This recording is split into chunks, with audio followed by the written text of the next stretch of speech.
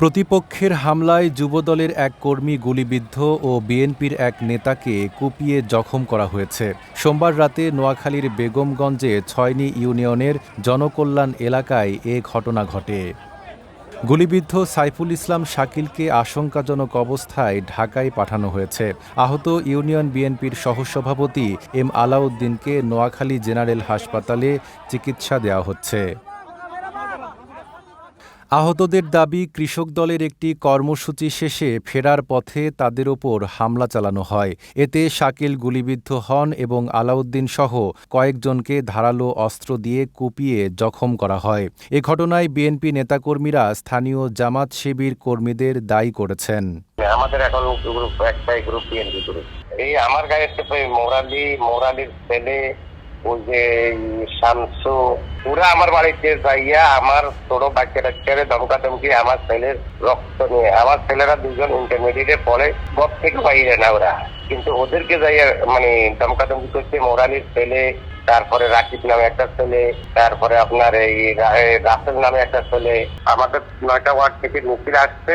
ওরা মিছিল যখন নাকি ওদের বাড়ির আঙ্গিনে আসছে, অতর্কিতভাবে আমাদের মিছিল দিয়ে হামলা করে জনগণের সামনে। তখন ওরা আমাদেরকে ফোন দিচ্ছে, আমরা বলছি যে না, কোনো গ্যাঞ্জাম করো না, যদি ওরা গ্যাঞ্জাম করিয়ে থাকে থাক, তোমাদের মতো করে তোমরা বাজারে শোডাউনে চলে আসো। আমরা যখন শোডাউন শেষ করে দিয়ে বিদায় দেওয়ার পরে এরা যখন যাচ্ছে, এরা পুনরায় আবার রাকশা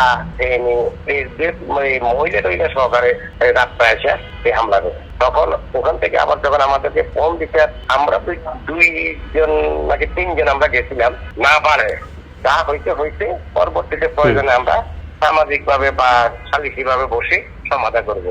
এমন পর্যায়ে ওদের ভাবাড়ির ভিতরে দিই ওই ছেলেটার দিকে গুলি কিনা। তখন আমি একটু জোরে বললাম, তোরা এটা কি করলি? তো বাইরে কোনো সন্ত্রাসী না, কোনো কিছু না। তারপরে প্রথমে একবার করলি, যাক শেষ হইল, এখন আবার তারা বাড়ি দিয়ে যাচ্ছে, তোরা এটা করলি। এরপরে এরা ওই আমারও ধাওয়া দিয়ে আমার অতর্কিত ভাবে ধরেন আমার এই মাথায় খুব মারলো, আমার পায়ে খুব মারলো, আমার হাতে হাত জখম করলো। তবে অভিযোগ অস্বীকার করে জামাত নেতারা বলছেন, ঘটনাটিকে উদ্দেশ্য প্রণোদিতভাবে তাদের ওপর চাপানো হচ্ছে। ঘটনা হয়েছে এখানে বিএনপি তাদের দুই ব্যক্তির মধ্যে পূর্ব শত্রুতা ছিল। এটা পরে গ্রুপ হয়ে গেছে আর কি। এখন এখানে হয়েছে বিএনপির এক সক্রিয় কর্মী, নাম হচ্ছে মাহফুজ, তার সাথে শত্রুতা ছিল ইমন নামের তাদের বিএনপির আরেক কর্মী। এটা পূর্ব থেকে তাদের নির্বাচন দিন থেকে একটা জামিলা ছিল আর কি। তো গতকালকে ওদের কৃষক দলের একটা মিছিল ছিল তো বাজারে, ওরা মিছিল নিয়ে আসতেছিল। ওই ইমন নামে ওই ছেলেটা ওই মিছিলে ছিল। তো মাহফুজ ওই ছেলেটাকে পাইয়া ওইখান থেকে টেনে এনে আপনার 10টা এক পর্যায়ে থাপ্পড় দিচ্ছে আর কি।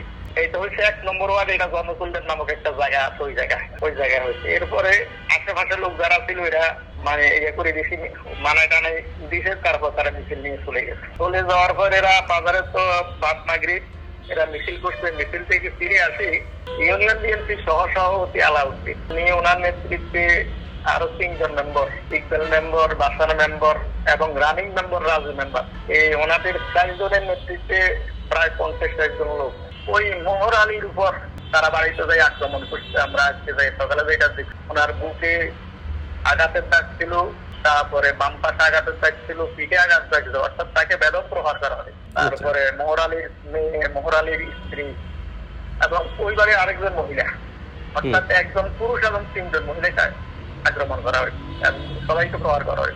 এরপরে একজন মহিলাকে এত বেশি তারা মারতে পারার পর ও মহিলা মাটিতে পড়ে যাওয়ার পর বাড়ির আশেপাশে যত মহিলা ছিল সব মহিলা একজুট হইয়া এরপরে যখন এদেরকে প্রতিরোধ করার পর তারা একজন এক দিকে উঠে চলে গেছে। যাওয়ার সময় তারা ওই মোহর আলীকে পিস্তল দিয়ে গুলি করছে। করার পর মোহর আলী একবারে কাছেই ছিল, কাছে জায়গায় করে যখন মোহর আলী ওই পিস্তলকে ধাক্কা দিয়েছে, ধাক্কা দেওয়ার পর শাকিল নামে যে ছেলেটা গুলিবিদ্ধ হয়েছে ওই ছেলের গায়ে গায়ে ওই গুলিটা লাগছে।